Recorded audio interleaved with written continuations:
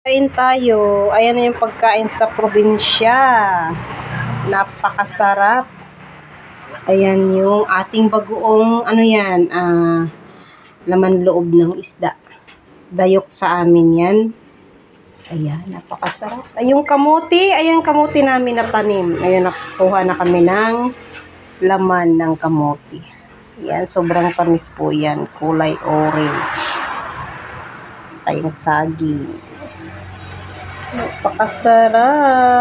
Kain na tayo.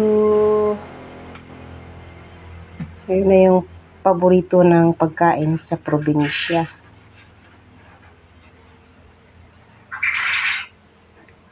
Let's eat.